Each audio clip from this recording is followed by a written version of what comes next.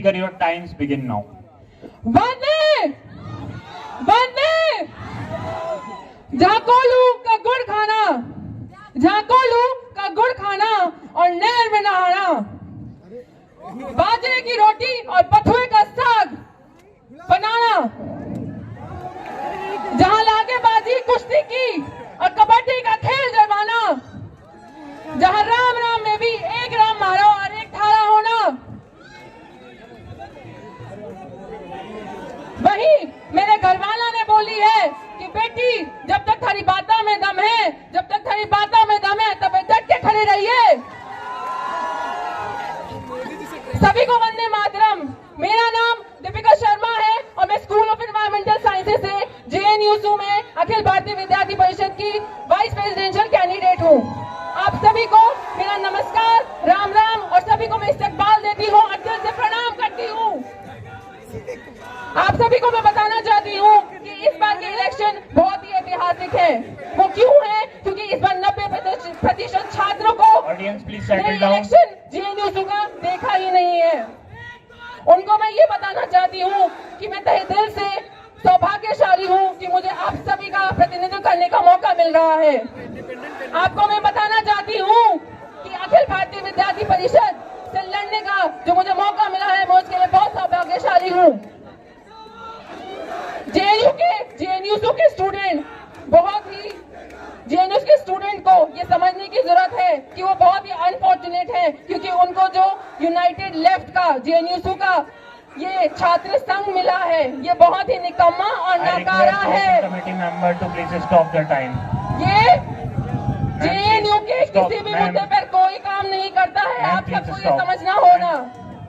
JNU की टूटी सड़कें होंगी, इनको JNU के टूटी सड़कों से कोई फर्क नहीं पड़ता, क्योंकि इनके मुद्दे तो फलस्तीन, क्यूबा और फिलिस्तीन के कैंप से शुरू होते हैं।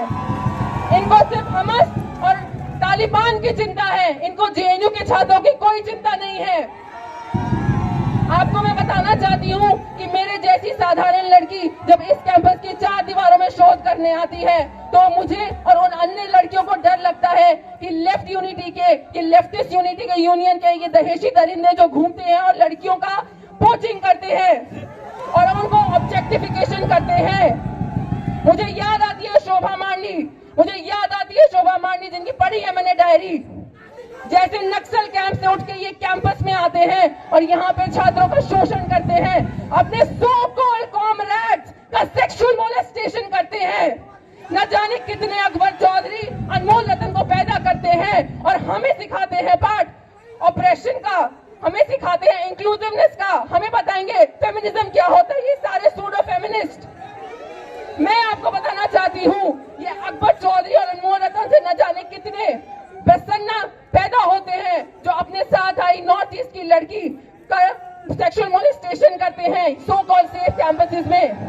आपको ये जानना होगा कि ये लोग सिर्फ सेक्सुअल प्रेडेटर्स हैं जो औरत का ऑब्जेक्टिफिकेशन करते हैं।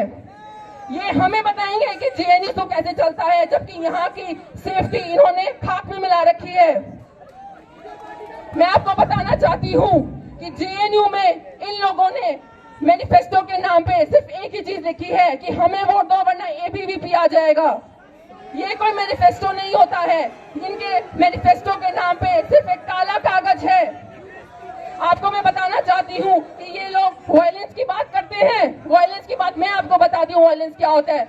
2018 में पेरियार हॉस्टल में अटैक करना, 2020 में 5 जनवरी को हमारे सारे अखिल भारतीय विद्यार्थी परिषद के कार्यकर्ताओं पे पत्थरबाजी करना, कॉमन स्टूडेंट के हाथ तोड़ना, पैर तोड़ना, इसको कहते हैं वायलेंस। वायलेंस उसको कहते हैं जब साधारण छात्र जैसे सिद्धार्थ केरला में मार दिए जाते हैं, उनका सुसाइड कह के उनको मर्डर किया जाता है। सिंगूर की गलियां क्यों सूनी है? क्योंकि SFI खूनी है। मैं आपको बताना चाहती हूँ कि आज भी तापसी मलिक की आवाज से वहाँ की सड़कें चीख उठती है, वहाँ की मिट्टी खून से सनी है। इनका रक्त रंजित चरित्र है इस यूनाइटेड लेफ्ट का। मैं आपको बताना चाहती हूँ कि ये जो लेफ्टिस्ट यूनियन है, ये सिर्फ इस कैंपस को बिगाड़ने में लगी है और कुछ काम नहीं करा। पिछले 5 सालों में जो इसने स्टैग्नेंसी लाई है इस कैंपस में, और आज तक इसने कोई काम नहीं किया है। मैं आपको बताना चाहती हूँ, जब भारत में संदेश खाली जैसे 24 नॉर्थ परगनाज में 3 नहीं 30 नहीं 100 ट्राइबल वुमेन्स का रेप होता है, तब यहाँ की लेफ्टिस्ट प्रेसिडेंशियल कैंडिडेट जो यहाँ पे थी सीपीआई की कैडर, उसका मुंह बंद हो जाता है, इनके पूरी यूनियन का मुंह बंद हो जाता है। तब ना कोई डफली बजती है, ना कोई पर्चा आता है और ना कोई कैंडल लाइट मार्च निकलता है। इन लोगों ने सिर्फ अपना जेएनयू का यूनियन अपने पॉलिटिकल प्लेटफॉर्म के लिए यूज कर रखा है। इनको सब अपना पॉलिटिकल प्लेटफॉर्म और अपना पॉलिटिकल भविष्य चमकाना है, इसलिए इन लोगों ने जेएनयू को हड़प रखा है। आपको मैं बोलना चाहती हूँ कि अखिल भारतीय विद्यार्थी परिषद के कार्यकर्ता कोविड हो ना हो 365 दिन 24 घंटे स्टूडेंट के हित के लिए काम करने में लगे हैं।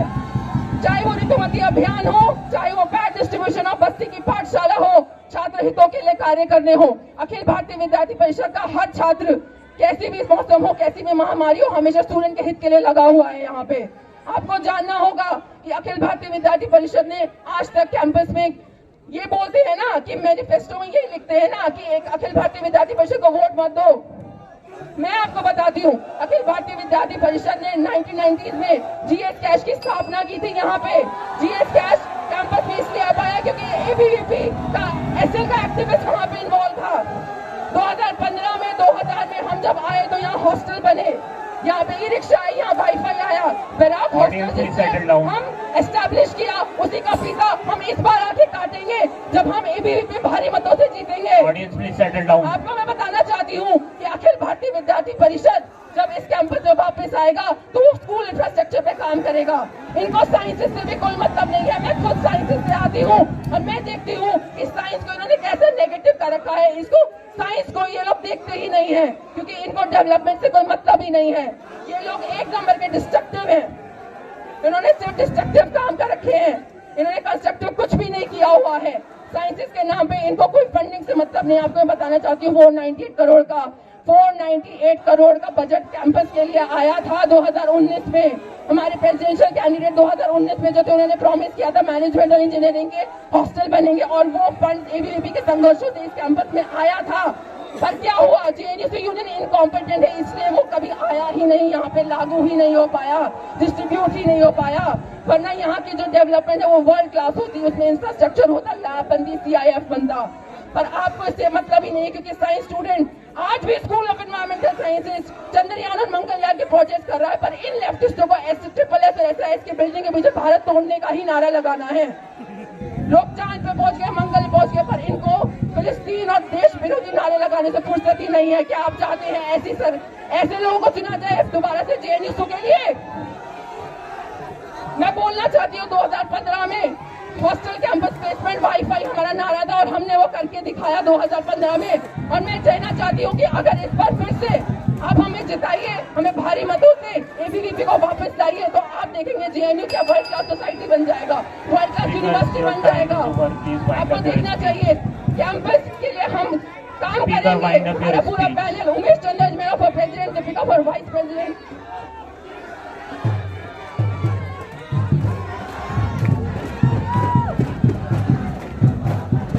The election committee condemns such derogatory remarks made by the speaker. The election committee condemns such derogatory remarks made by the speaker.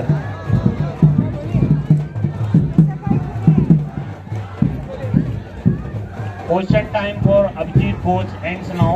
I request election committee members to please hand over the questions.